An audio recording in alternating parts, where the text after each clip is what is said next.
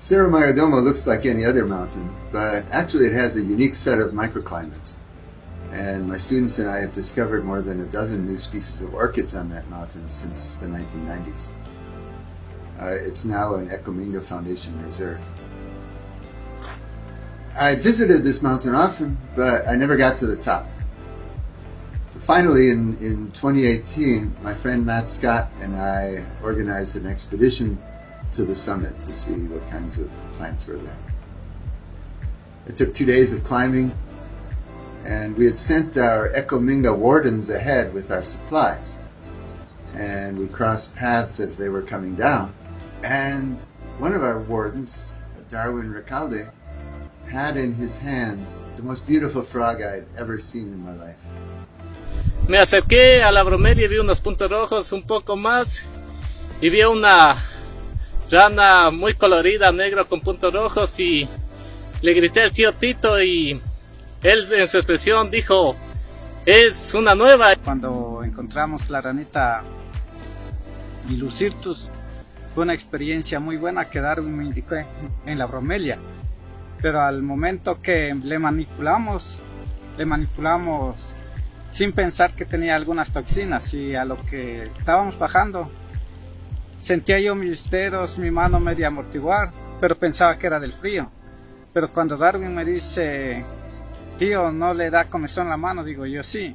¿Y a vos? Y él dice: también. Y ahí nos sorprendimos que tenía alguna toxina. Y fue algo nuevo para nosotros de una rana que haya tenido esas toxinas. Pero también en la otra experiencia que fuimos en busca de la ranita, era una tarea. Y era también un día lluvioso. Pero cuando la encontré fue la emoción más grande, porque fue una tarea de encontrar la ranita ahí en el bosque de Mayordomo. Ahí es donde encontramos en ese cerro. Cuando nuestro guardaparque Darwin Recalde nos envió las fotografías de esta rana, inmediatamente supimos que se trataba de algo bastante interesante y que no había sido visto en la región, por lo que decidimos realizar una colección para traer a un posterior análisis en las instalaciones de laboratorio del Instituto Nacional de Biodiversidad. What we did is we obtained DNA sequenced, we compared them with those sequences available for other frogs, and what we found out is that the sequences were clearly divergent.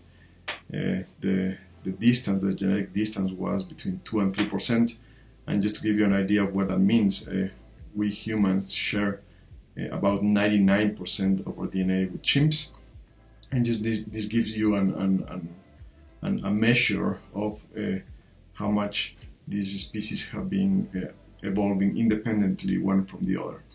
We wanted to know when the species diverged from its relatives so we could understand the evolutionary forces at work in its speciation.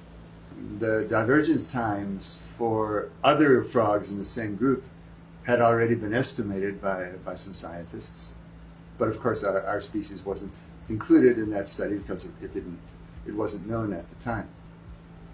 So we used some simple math applied to our DNA analysis to fit our species into this existing chronology. And it turned out that this frog diverged from its relatives 9 million years ago, plus or minus about 4 million years. So there's a big uncertainty, but a remarkably old species. Kind of surprising. I'm used to looking at divergence times less than 2 million years for the orchids that I discovered on this mountain. Observamos primeramente que los caracteres morfológicos en la estructura de la piel y en la coloración eran totalmente diferentes a las otras especies de este género, por lo que decidimos realizar análisis más detallados y con la ayuda de otros colegas, complementando con los análisis genéticos y un escaneo de los huesos del cráneo que se realizó en Alemania, en el Museo de Bonn. Justamente pudimos definir que se trataba de una especie nueva para la ciencia. I was responsible for CT scanning the holotype of the new frog species and some of its congeners, as well as for the analysis of the osteological data. Our new frog belongs to the Hyloskirtus larinopilium group, for which Coloma et al. in 2012 already provided a very detailed description of the osteology.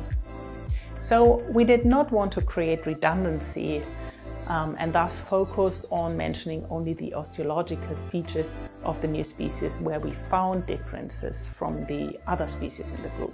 And these differences are mainly in the number of tooth loci and which bones are in contact or separated. Estamos muy contentos de presentar a toda la comunidad científica y a toda la población una nueva especie de rana Hylocertus.